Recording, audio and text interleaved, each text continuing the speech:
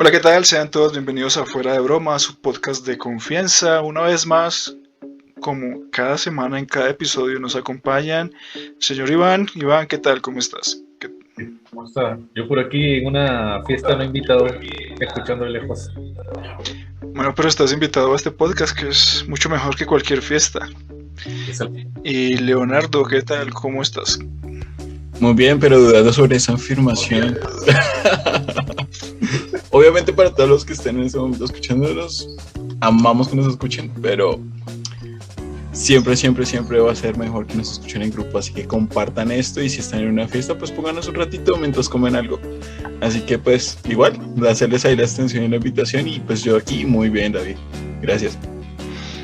Bueno, me alegra que estén tan bien. A ver, como siempre, vamos a hablar de recomendaciones. A ver, Iván, recomiéndanos algo. A ver, bueno, aquí en Lima hay bastantes lugares que ahora, bueno, más que todo ya se está viviendo y visitando. Entonces, estoy planificando yo para el siguiente mes irme a Ica, a la Huacachina que les había comentado, y pasar un full day por allá. Entonces les recomiendo eso. Está a 5 horas de aquí y no está muy caro y pueden divertirse lo que puedan. Bueno, muchas gracias, Iván. Leo. Yo por mi parte voy a hacerle una recomendación para los solitarios, recomendarles un pequeño manga, probablemente ya lo conocen si son otakus, si no, sería una buena introducción a ese mundo si les interesa conocerlo. Se llama Promise of Neverland, obviamente leyéndolo aquí de forma electrónica con arbolitos, no sé si se ve bien. Sí, bueno, Es un previo de una de las páginas, obviamente descargable desde algunas fuentes como Crunchyroll, tiene la descarga para esto. Y pues si no, pueden recurrir a otras fuentes, pues siempre busquen que sean legales, aunque en cuanto a los mangas, no a los animes, aclaro, hay algunos que se dejan libres después de cierto tiempo de publicación, así que también pueden encontrarlos. Lo mismo pasa con algunos cómics. Si tienen su cuenta en Amazon, en Kindle, pueden encontrar tanto cómics como mangas gratuitos. Entonces, en este caso, les recomiendo The Promise of Neverland. Muy buena historia. No la he terminado, no los voy a spoilear, pero solamente pregúntense en qué pasarían si los seres humanos fueran un ganado. Yo tengo... No, mentiras. Él tiene bastante ganado, pero no me refería a ese tipo de ganado. No, es broma, yo no tengo nada de esas cosas. Iba a decir Manga Plus, es una página legal para ver manga. Así, Manga Plus, gracias. Me sacaste de ahí porque la tenía en la mente y no la pude decir bien. si tú, órale. Y... Bueno, me confundí un poco Leonardo cuando habló de solitarios, porque solo los solitarios pueden leer manga. No. Cuando estás solitario, no porque eres solitario, sino cuando estás en soledad, pues Ok. lees, ¿no? Ok, A eso me porque refiero. cuando hablé de los solitarios ya pensé que ibas a hacer una Digo, recomendación de vídeos o algo así. Les recomiendo un tutorial de cómo obtener una cuenta gratuita. Que les recomiendo el interracial de Xvideos. Si te sientes muy solo en este momento, te recomiendo la tienda. Bueno, igual para Oh, cualquier... te recomiendo la tienda donde Iván consigue esos muñecos. Donde Iván consigue sus muñecos. que no, sí, son importantes. La verdad que sí, tengo que devolverlos. Devolverlos. Y no me lo prestan. Me lo prestaron para un tema de neurología que tenía que presentar pendiente.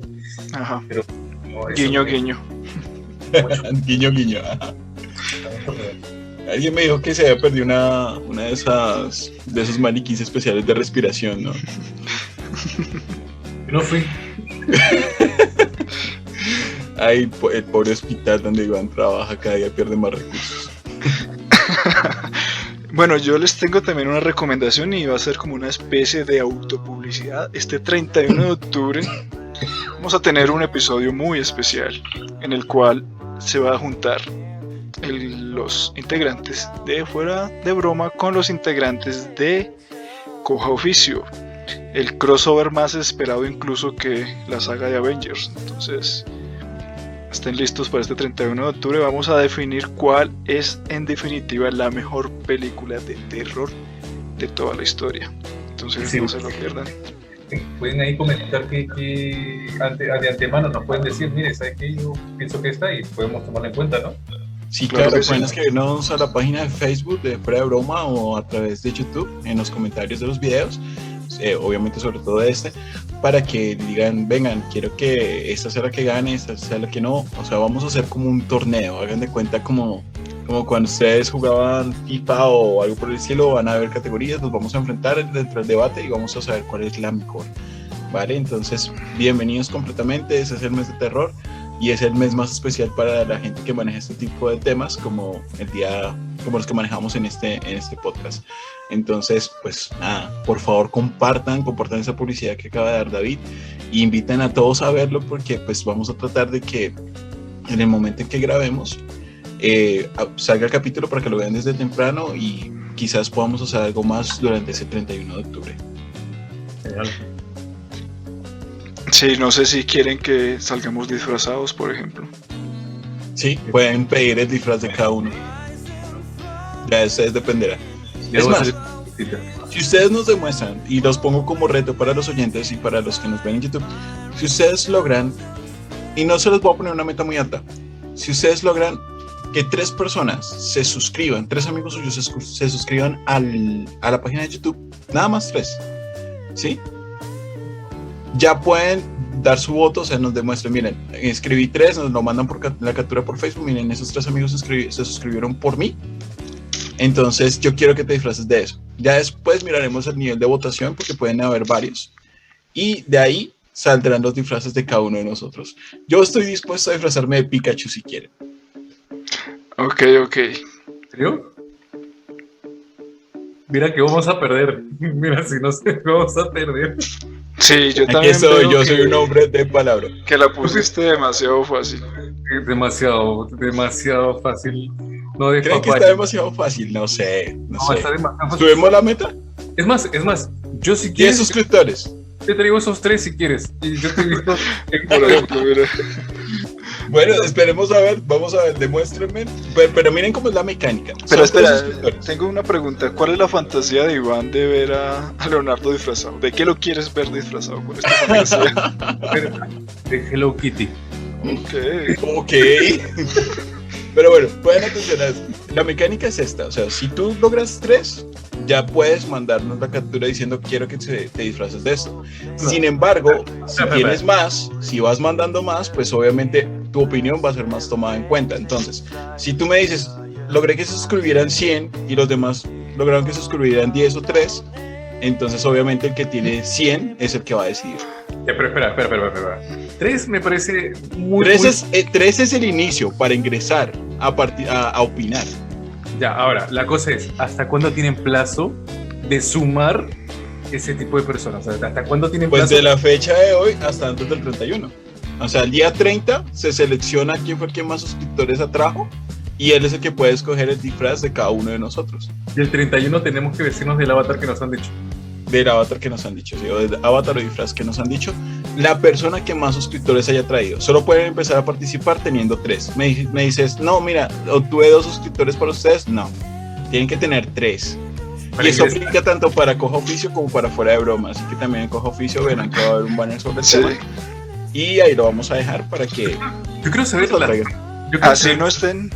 Las fans de David, ¿qué dirán? O sea, como ¿de qué quisieran que se vista o qué? Las David Believer. Sí, debe ser. De bombero, fijo. Van a decir, por favor, tienes que poner un palo de pole dance. Me mandan a comprarla a un sex shop el disfraz. Pero cumplimos, pero tengan en cuenta eso. Solamente si tienen 3 suscriptores tendremos en cuenta su opinión. Si no están los 3 suscriptores demostrables, no. Y de ahí para adelante el que más tenga, más puede escoger. Ya, así te vistan de mujer. No importa. Soy muy sexy. A mí me preocupa disfrazarme de mujer porque luego Leonardo empieza a decirme cosas. Sí, es horrible. En algún momento lo subiremos, pero ustedes vieran cómo este me queda. No sé si conocen la aplicación Face. ¿Cómo se llama? Face. Cuando él publicó una. La que te cambia de género. Este maldito cuando se cambia de género en esa aplicación, no, yo no la tengo ahorita, tendríamos que buscarla, pero la dejamos ahí. Yo pensaba que era su hermana. Yo pensaba que era su hermana. No, soy yo mismo. Sí. Ya, maldita aplicación. Y en esa me generó un trauma. Esa misma aplicación deja como hacer una proyección de los hijos y me dice a mí mismo con mi versión mujer y salen bonitos los niños. Maldito presumir. ¿Te tienes que clonar? Algo así. Pero bueno, vamos a entrar hoy en materia, que hoy Leonardo nos trae un tema muy interesante que no sé cuál es, no tengo ni idea, pero sé que va a ser muy interesante. Entonces, Leo, cuéntanos. Pero, espera, antes que empiece. Leo, que no sea nada de comida, bro. La última vez, ya sabes, no pasé por esa pastelería y por tu culpa no comí nada. Ya, pero Iván queda traumado con todo, o sea, si es yo creo un que demonio, este deberíamos cambiar, ya no lo vamos a llamar fuera de broma, sino torturando a Iván. Sí. Si es comida, Iván se perturba, si es un demonio en un muñeco, se perturba. No, es que lo dejas hablando a Holman y Holman siempre habla cada cosa. Y siempre. Tú siempre empiezas esta grabación turbado y terminas más.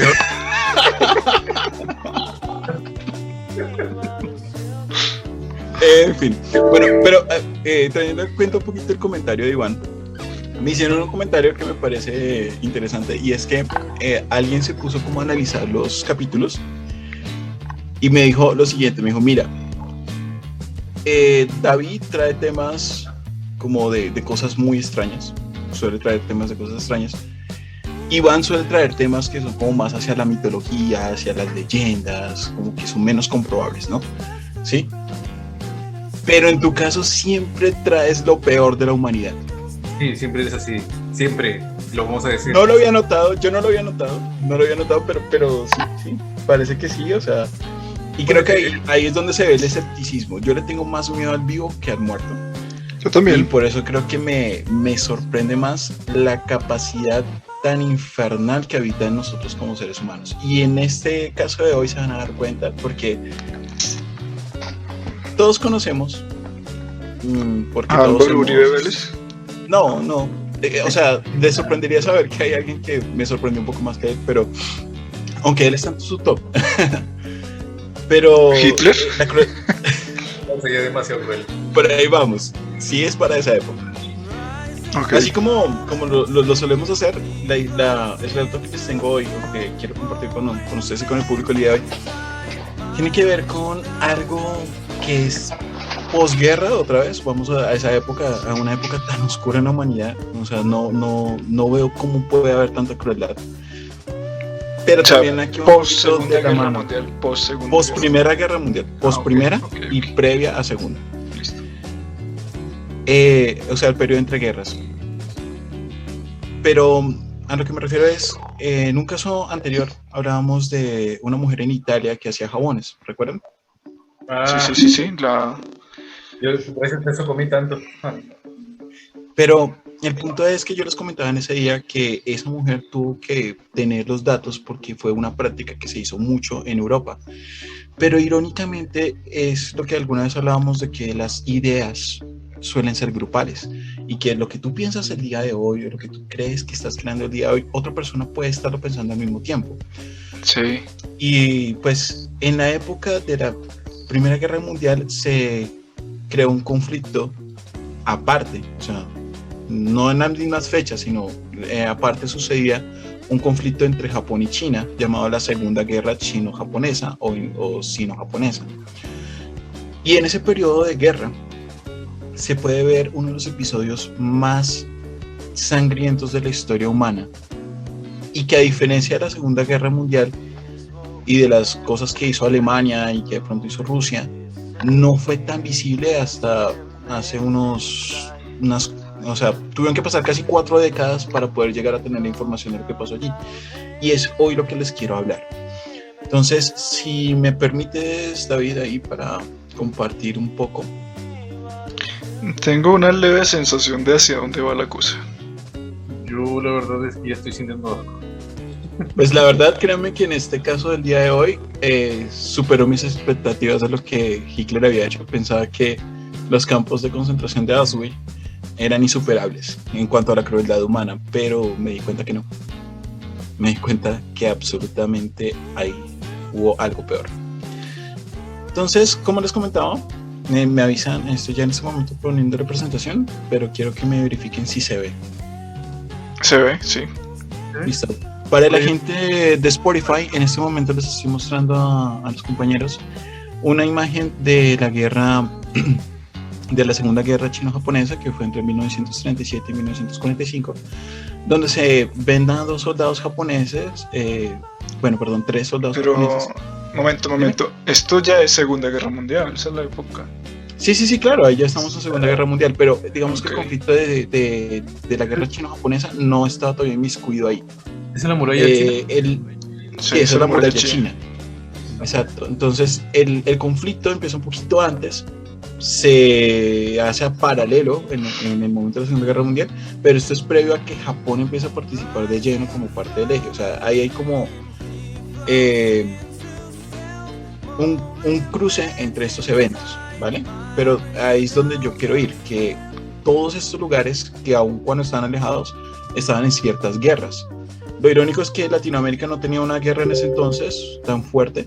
Sin embargo, también para esa época existen algunas mitologías y algunas leyendas de situaciones similares. Entonces eso es a lo que voy. Pareciera que en ese momento la humanidad dentro de su fase cruel, o la mayor crueldad que ha tenido, fuera de la Inquisición.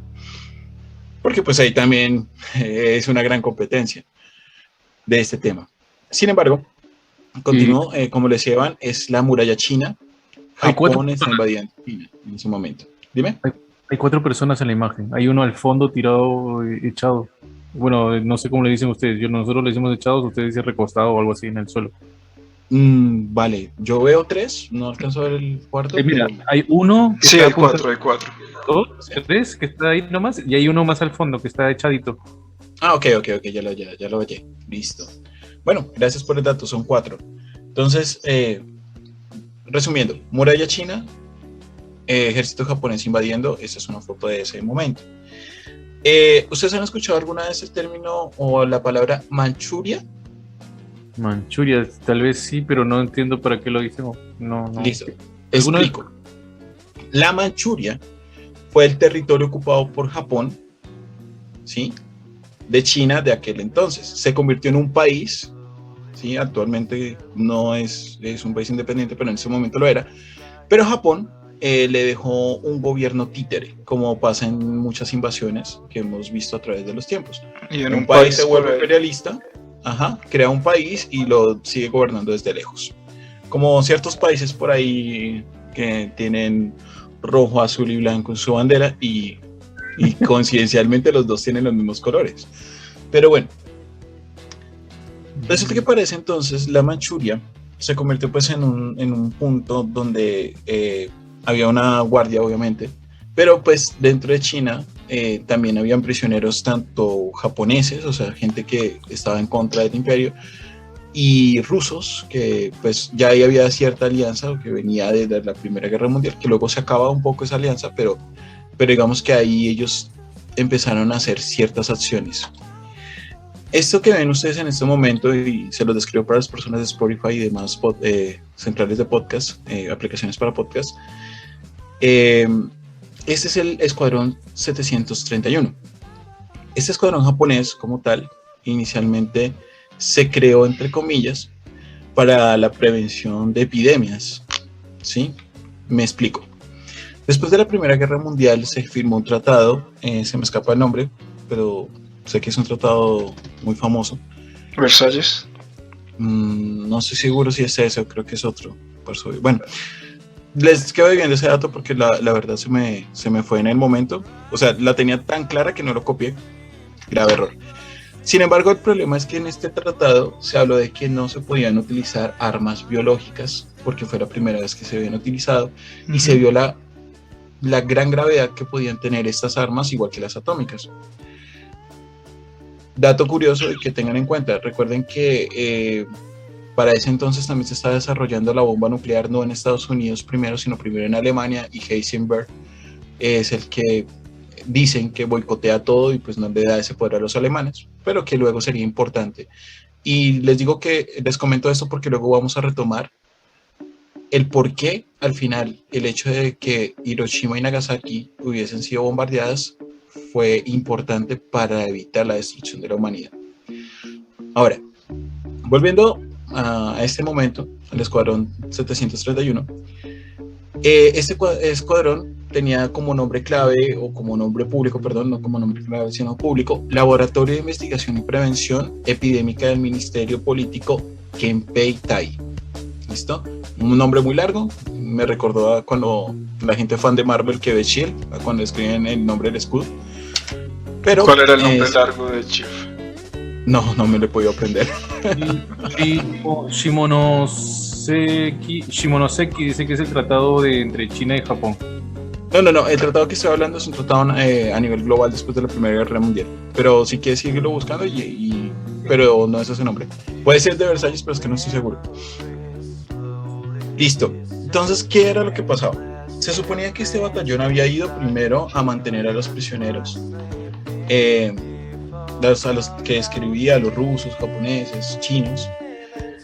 Pero también tenía la intención de ser un laboratorio de investigación donde supuestamente iban a tratar enfermedades, iban a revisar ciertos comportamientos.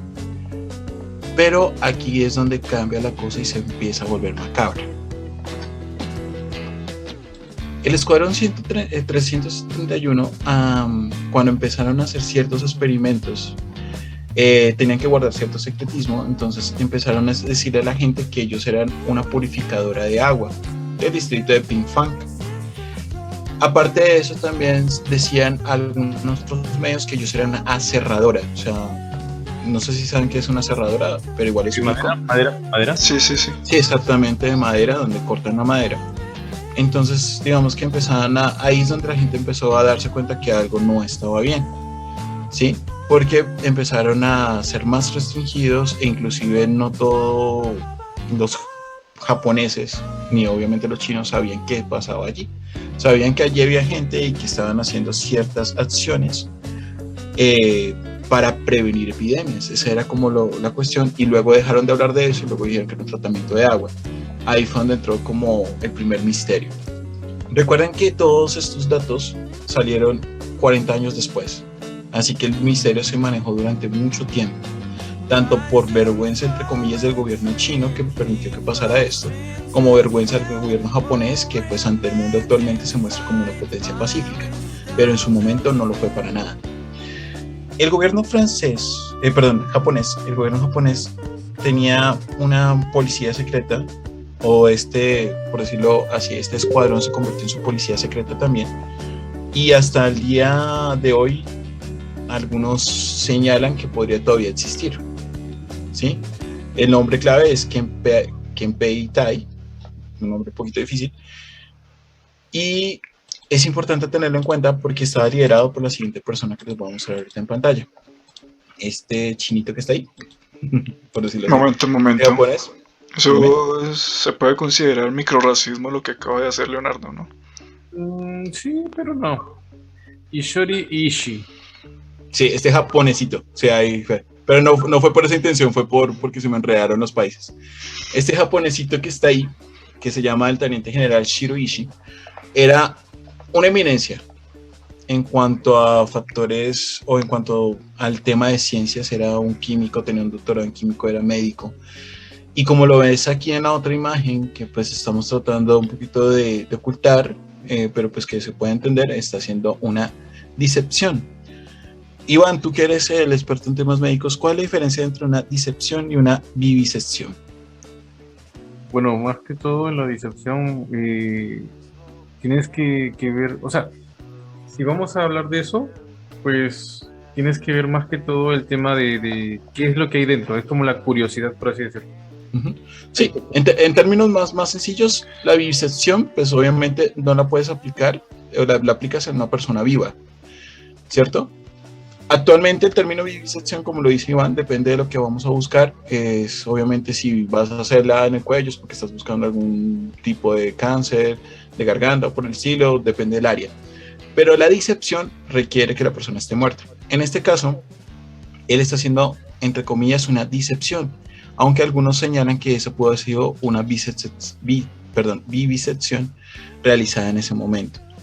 Me explico. Con personas, ¿qué? Con personas Vivas. Claro. Pero eso no, ¿con qué finalidad? Ahí es a donde vamos. Recuerden que los japoneses, al igual que los alemanes, en su tiempo se creían una raza superior y consideraban a los chinos como una raza inferior con la que podían experimentar. Si recordamos los campos de Auschwitz y otros campos, se experimentaba con gemelos, con reproducción, con virus. Sin embargo, ellos fueron un poco más allá. Disculpa que te interrumpa. ¿Eso que está en la mesa, que está en la imagen, es una persona? Sí. Yo pensé que era un animal, pero ahorita viéndolo bien está toda la parte torácica y... No, qué asco, pata, siempre tú te pasas, ya sí. Pero tú eres el médico. Pero el punto es que ese teniente empieza a dirigir ciertos experimentos. De esos experimentos hay unos datos muy claros y es que se logra hallar que pudieron haber entre 10 a 40 mil muertos dentro de las clínicas. Son dos cifras grandes, pero son muy diferentes, de entre 10.000 y 40.000. Y estos datos no se pueden tener claros porque obviamente no había un registro. Se sabía que habían prisioneros y no se sabía qué hacían con ellos ni nada. Ni se respondía. Ellos, como tal, a diferencia de Alemania, que se pudo hacer un recuento porque tanto gente como dentro de la prisión podía reportar o generaron reportes, generaron cuentas. En este caso, pues no hubo sobrevivientes prácticamente, ¿sí? Supuestamente, y ahorita explico el por qué dice en clínicas y en exteriores, dentro de los experimentos hubo algunas fugas que produjeron entre 200.000 y 400.000 en exteriores muertos dentro de China. Entonces, si hacemos una suma a lo más grande, hubieron casi 440.000 muertos por la decisión de esta persona que está ahí, Shiro Ishii. Estas son cifras que son grandísimas, que son comparables a genocidios. Y pues prácticamente esto lo fue. Y heridos es un número desconocido y aquí es donde está el parámetro. ¿Por qué heridos es un número desconocido? Porque heridos tendríamos que meter a todas las personas que productos de los experimentos, ¿sí? O de los escapes de experimentos tuvieron resultados anómalos en su cuerpo a posteriori, que no murieron. Pero ahorita les voy a explicar, o sea, me estoy enredando un poquito para no decirles o no spoilearles qué fue lo que realmente pasó. Este es otro ejemplo, perdón, me adelanté un poco. Wow. Esto es otro ejemplo. Esta fotografía muestra cómo están en ese momento desinfectando o limpiando un cadáver antes de enterrarlo. Eso lo hacían también porque ellos recolectaban pulgas y recolectaban ratas para otros experimentos. O sea, su crueldad no era solamente con los humanos, que eso es una diferencia del régimen nazi, porque recuerden que Hitler era un amante de los animales y Hitler no le gustaba que maltrataran animales. Pero en el caso de este batallón, de este escuadrón, el 731, sí lo hacían también. Esta foto de aquí simplemente lo que está es mostrando en el momento en que ellos limpiaban, pero ellos hablaban del término apilar troncos, por lo que pues salió del chiste de que decían que era un aserradero, entonces ellos estaban moviendo troncos. Y realmente los soldados que fueron entrevistados, al igual que como pasó con los alemanes, con varios de los que pertenecían al régimen nazi, no los consideraban personas, ¿sí? Por eso se referían a ellos como troncos. No les voy a dar los datos como tal, se los dejo de tareas a los oyentes y a ustedes, pero la siguiente imagen que vamos a ver, ¿sí? Esta imagen es de una película, ¿sí? Pero la que está al lado no. La que está al lado es la base de esa película. Resulta que parte de los experimentos también tenían que ver con el grado del dolor, ¿sí? Por ejemplo, yo siempre me he preguntado cómo algunas cosas los descubren los médicos, cómo lo logran. Por ejemplo, a mí me han dicho siempre, por algunas enfermedades que tengo una tolerancia al dolor demasiado alta, que hay medicamentos que una persona se los tomaría y queda prácticamente drogado y profundo, y yo me los tomo y no me hacen ningún efecto. Entonces, yo alguna vez le pregunté al médico, ¿cómo ustedes saben qué es el índice de dolor? Ella me respondió, no, lo que pasa es que a ti te enseñan en la universidad y te dan un rango, y me mostró como un papelito y todo eso. Pero pues resulta que los que investigaron esto realmente fueron ellos. Así como cosas que tenemos hoy en día fueron productos de los experimentos nazis. También de esos experimentos del Escuadrón 731 vienen muchos. Y este es el punto de lo que quiero hablarles. Quiero hablarles de los experimentos que se realizaron. Y son tantos que no los pude memorizar. Se los voy a nombrar y voy a describirles algunas de las situaciones presentadas. Y pues para la gente que nos está oyendo, no se preocupen, no se pueden viendo imágenes, no se están perdiendo las imágenes. Sin embargo, están invitados a buscar la película. Hay 2 películas basadas en estos hechos. No les doy el nombre solo porque los quiero empujar a que las busquen, ¿sí? Pero pueden consultarlos fácilmente desde la Wikipedia. Y esta representación de esta escena, es porque le estaban quemando las manos. Voy a empezarles a contar. En primer lugar, número 1, ellos hacían vivisecciones, como lo expliqué anteriormente, sin anestesia, ¿sí? Entonces tomaban a los presos y no les ponían ningún tipo de calmante de dolor, porque lo que querían ver era cuánto duraban en desmayarse mientras hacían cualquiera de los procesos que quisieran hacer ese día. Eso para entender qué medicamentos o qué rango de medicamento podrían usar a futuro con una persona que sí fuera de su raza y que la necesitara. O sea, prácticamente ese era el propósito. Luego, ellos infectaban a los prisioneros con diversas enfermedades. Estamos hablando de ébola, estamos hablando de sífilis, de gonorrea, de muchas diferentes enfermedades. ¿Y cómo los infectaban? Los ponían en fila, les decían, te vamos a vacunar. Y les ponían las bacterias o los virus de cada una de estas cosas. Inclusive hubo algunos virus que ellos reactivaron, virus que ya en ese momento estaban supuestamente extintos, pero que ellos pues obviamente se conservan algunos cultivos, hoy también existen. Como el COVID. Puede ser. Ahí es donde empezamos a conectar pasado con futuro, pero no nos adelantemos. Pero el punto es que ellos inclusive empiezan a editar enfermedades a través de te inyectó a uno, si este se puso muy mal, entonces inyectó a otro con la sangre de este y así sucesivamente. O sea, ellos iban haciendo esto e inclusive iban criando pulgas para que las pulgas picaran y pudieran contagiar a otros afuera. Ahí es donde van los externos a la clínica, los muertos. Porque el virus lo esparcieron por todo China, no por todo China, sino por toda esa área de China. Y eso es como una de sus metas. Querían saber qué tan efectivo era esa arma, porque si la habían prohibido, era porque eran muy fuertes. Y ellos no entendían bien, así que empezaban como a hacer ingeniería a la inversa y tomar esos virus que de una u otra forma ya habían, por decirlo, atacado en el área europea del mundo, y ellos querían reactivarlos de una u otra forma. Hacían otras cosas extrañas, por ejemplo, ellos tomaban mujeres embarazadas, ¿sí? Algunas veces embarazadas por los mismos doctores, y empezaban a extraerles los fetos dependiendo como de las semanas. Por eso. Sí, y prácticamente de ahí es donde en parte viene nuestro conocimiento de la gestación.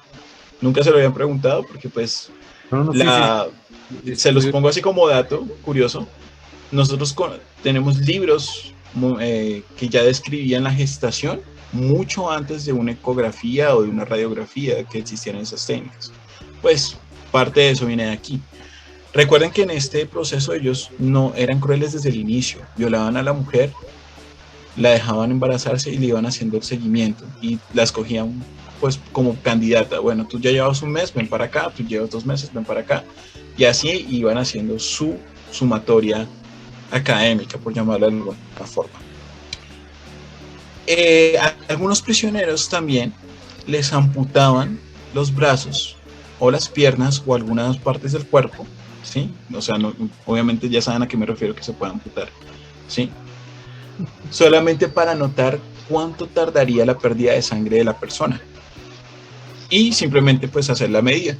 O sea, imagínate eso, como ¿cuál es la pregunta del día? No vamos a saber cuánto se desangra a alguien si le cortamos el brazo. ¿Desde qué parte? No, hoy probemos desde el hombro.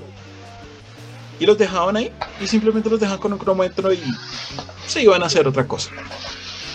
Otra cosa que hacían, por ejemplo, era... bueno, ese es otro dato. Algo que tenemos en la ciencia médica hoy son los injertos. Y como lo veíamos en uno de los capítulos de la chica que le habían disparado en un brazo, de Jennifer,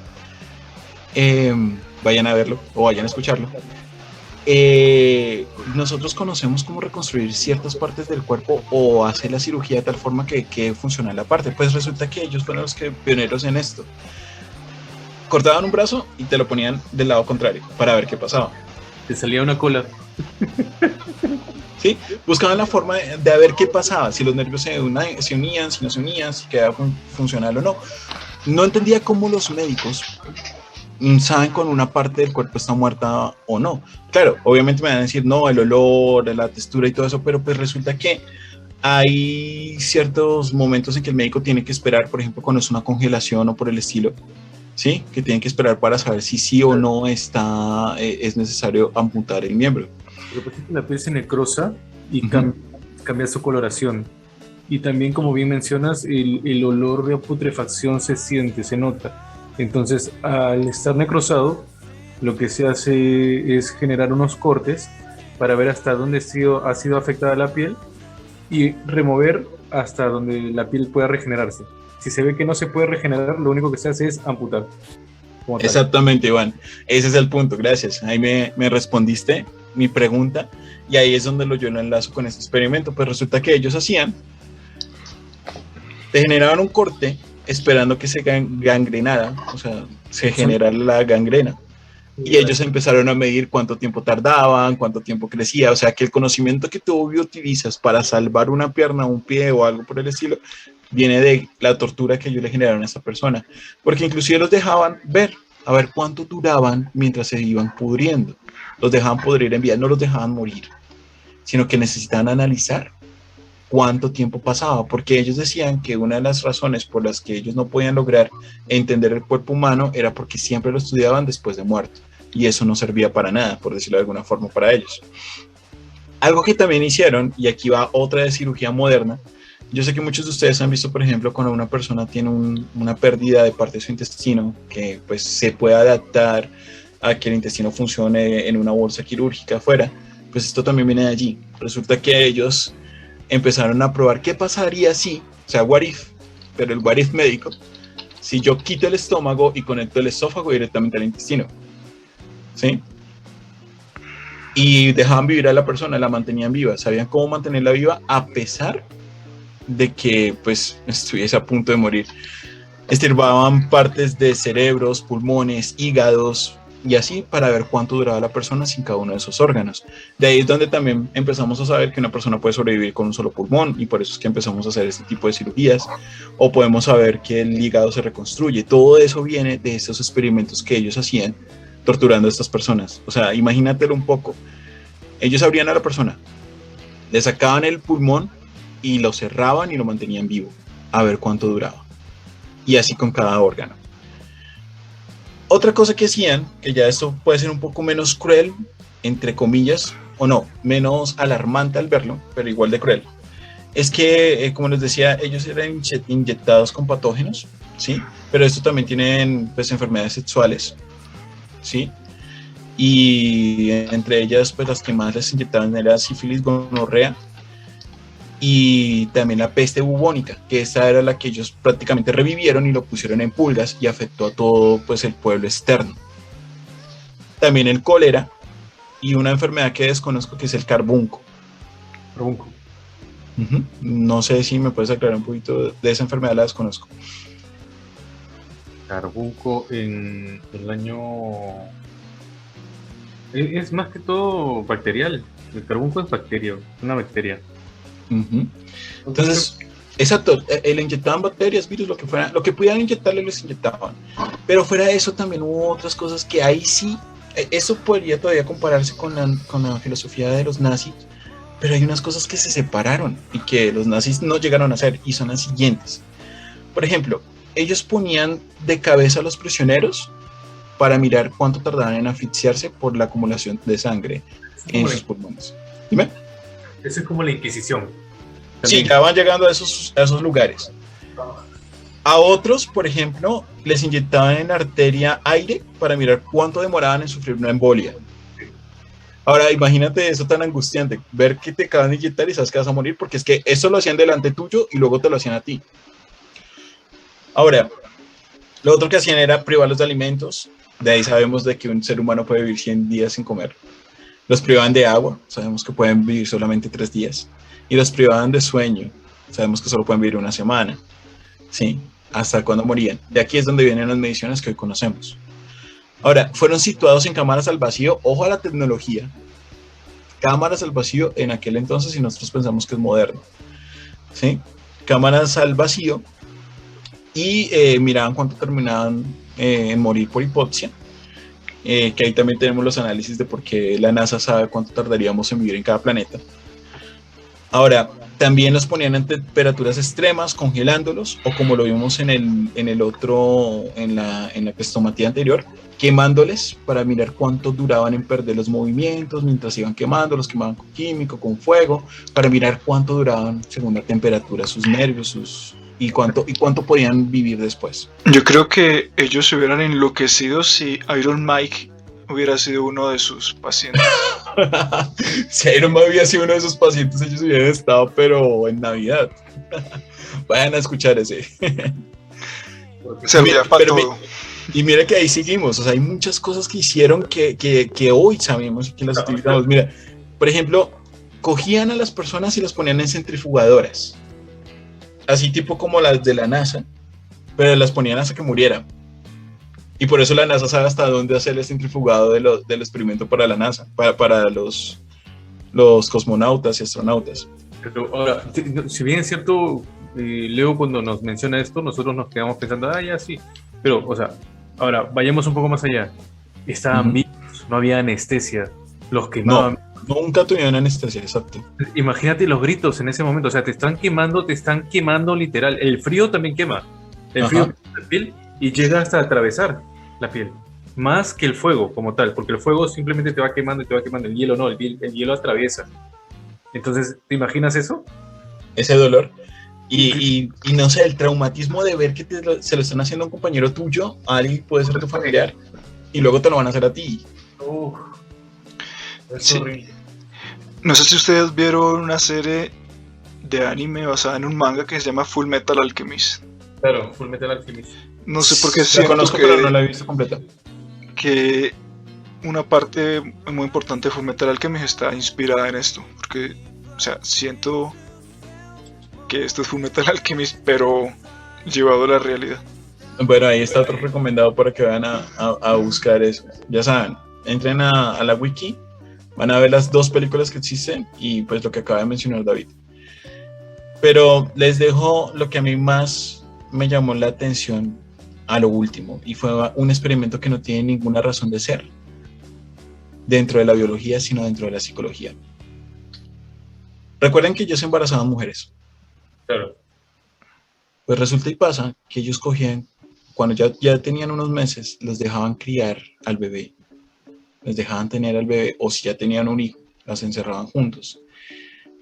Y de repente un día, sin avisarles, los tomaban madre e hijo y los ponían en un tanque de agua a llenar el agua. ¿Sí? Como lo hemos visto en muchas escenas del cine, que son como escenas ya hasta cliché, que empieza a llenar el agua hasta que va llegando al cuello. Pues resulta que muchas de estas madres, ellos lo hacían porque querían saber hasta dónde el instinto materno era superior al instinto de supervivencia. Y lo que encontraron en sus experimentos fue que en muchos casos las mujeres, en su desespero de no ahogarse, tomaban a los bebés y se paraban encima de los bebés para no morir. Eso fue algo que, esa imagen, y si la mujer lo hacía al final, pues la mujer le permitían seguir viviendo.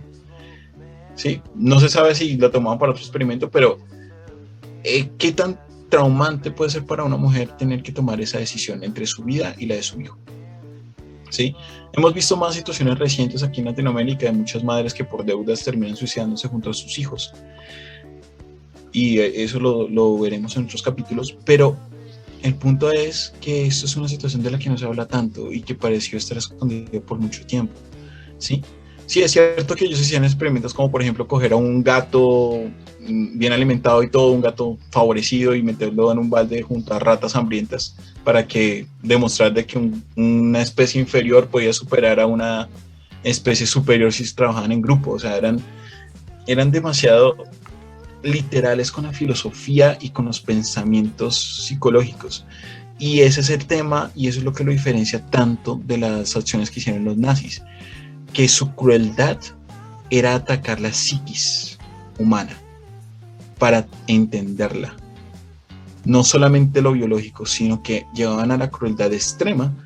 Y pues básicamente, en mi opinión personal, y ustedes me dirán si opinan lo mismo o no, para mí el Escuadrón 731 es uno de los peores ejemplos de la humanidad, si no el peor. Solamente creo que le hace competencia la Inquisición, pero creo que superan mucho a los nazis.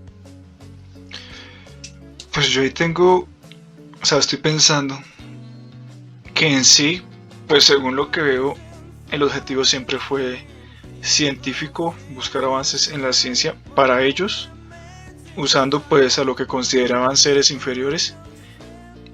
Entonces, ok, tienen una justificación científica. Los nazis, yo siento pues que su justificación era exterminar a un grupo que consideraban indeseado. La Inquisición, nada más como movidos por la ignorancia de esa época y llevar un control de la humanidad. Entonces, no sé, o sea, lo veo como difícil determinar cuál es peor. Si es peor ser cruel por ciencia, por ignorancia o por creencia. Tal cual. Esa es una buena pregunta, amigos. Porque, pues, mal que bien, la ciencia ha avanzado gracias a esa crueldad. No, incluso en el tiempo en el que se prohibía hacer ese tipo de prácticas, los doctores, los que querían ser doctores, recogían los cuerpos y se encerraban, que nadie pudiese verlos, porque eso era herejía y los podían castigar matándolos en la hoguera. Entonces se decía que por el siglo XV, por allí, el cerebro estaba dividido en tres formas: sangre, espíritu y lo que regía el cuerpo, que era el pensamiento. Nada más. Pero luego todo eso fue cambiando conforme fue pasando el tiempo, y como bien menciona Leo, fueron torturas muy crueles. Sirvieron para la humanidad, han servido y sirven hasta ahora, pero ¿a costa de qué, no? Yo creo que también fue no solamente de ciencia, sino también fue un tema de... Claro, fue un tema muy fuerte, como que la ley del más fuerte sobre el débil, ¿no?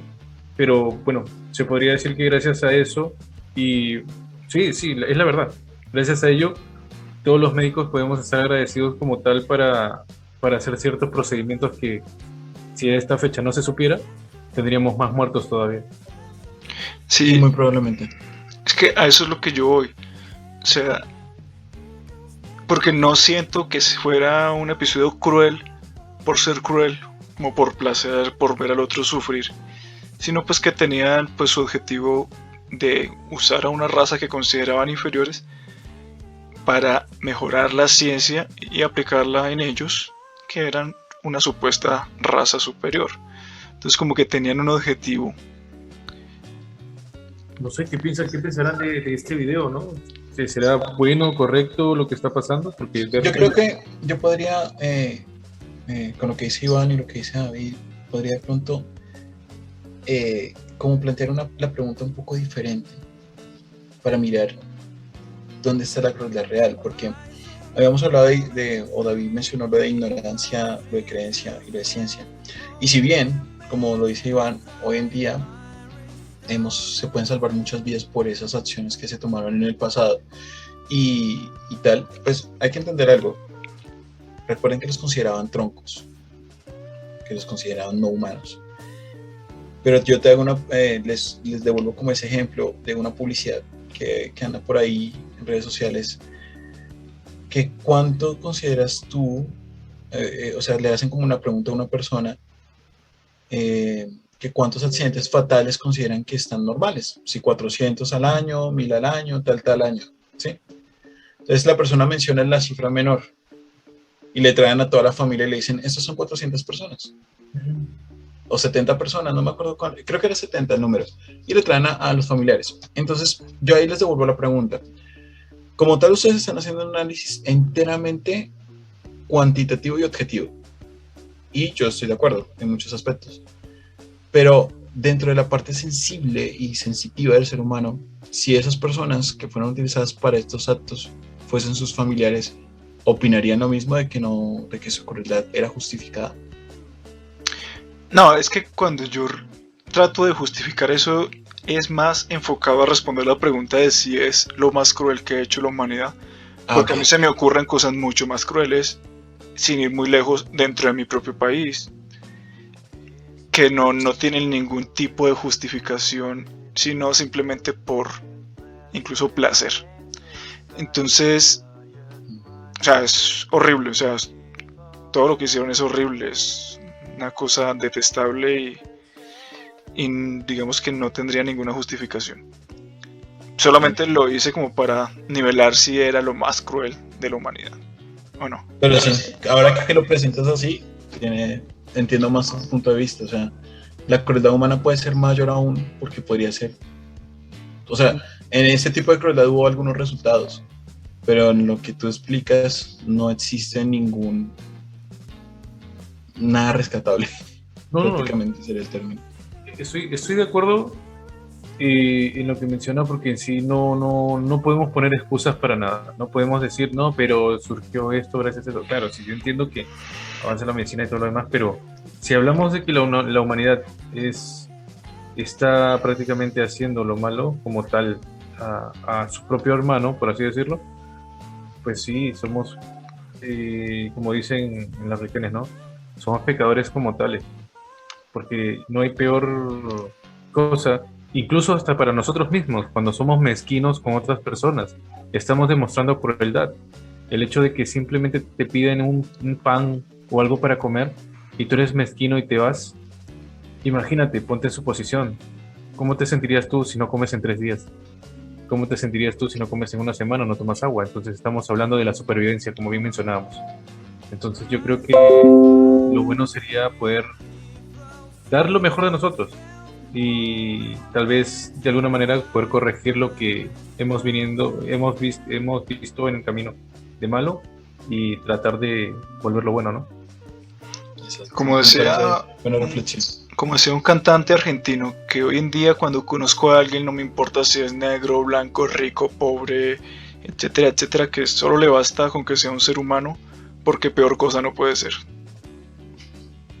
Qué buena, qué buenas reflexiones hemos sacado de esto, tanto, o sea, realmente esto se volvió una clase de ética y filosofía, pero vale, para los oyentes y para los que nos ven, yo solo quiero como decirles, el mundo es así, pero el mundo ha cambiado en muchos aspectos y puede seguir cambiando. No crean que no van a pasar otros episodios como estos, no crean que no existen actualmente, no crean eso, pero pues traten de ser lo mejor de ustedes, sería como la recomendación oficial de este tema del día. Sin embargo, pues eso ha sido lo que quería compartirles, esta historia que me parece supremamente cruel, sobre todo el último punto que les explicaba, la tortura a esas madres, y que igual no les veo a ese pedacito, a ese solo pedazo, no le veo un objetivo real. Y pues eso ha sido mi tema para el día de hoy. Bueno, Leo, gracias por traernos este tema tan horrible, pero interesante conocer esa parte de la historia y conocer de dónde vienen tantos avances que hoy en día muchas veces ni siquiera nos detenemos a pensar cómo descubrieron esto, porque si nos ponemos a pensar e investigar, pues llegamos a situaciones realmente horrorosas. Por eso mis médicos no me quieren, siempre pregunto además. Si estuvieras en el hospital y tú se votó hace rato. Pues bueno, muchas gracias a todos por vernos, por escucharnos. Recuerden seguirnos en YouTube, en Facebook como Fuera de Broma Podcast. También seguirnos en Spotify, Deezer y las diferentes plataformas de podcast. Eso ha sido todo por el capítulo de hoy. Muchas gracias y nos vemos en el siguiente. Chao. Hasta pronto.